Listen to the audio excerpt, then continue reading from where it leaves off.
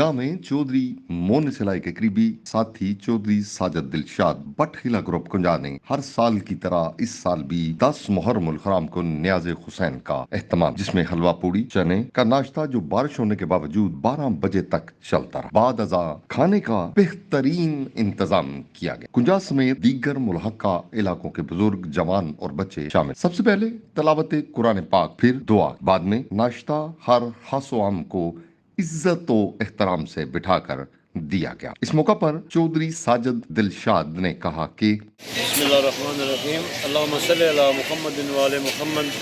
دیکھیں، یہ ہمارے والد صاحب نے آج سے 25 سال پہلے یہ سلسلہ شروع کیا تھا۔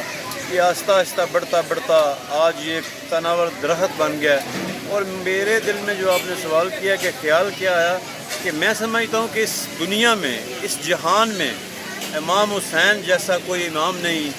پوری کائنات جو بنی ہے وہ نواسہ رسول کے لیے بنی ہے، اور میں سمجھتا ہوں کہ نواسہ رسول کے لیے مجھ جیسا ایک ناچیز بندہ ایک اپنا چھوٹا سا نذرانہ پیش کر رہا ہے۔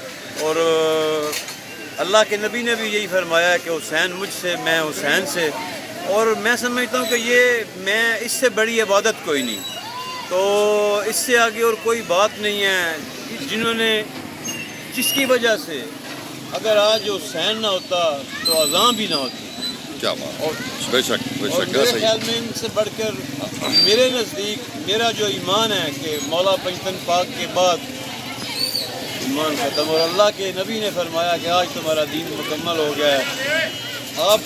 آپ کے لیے میں 2 چیزیں چھوڑ کے جا رہا ہوں، ایک قرآن اور ایک میری عطرت اہل بیت۔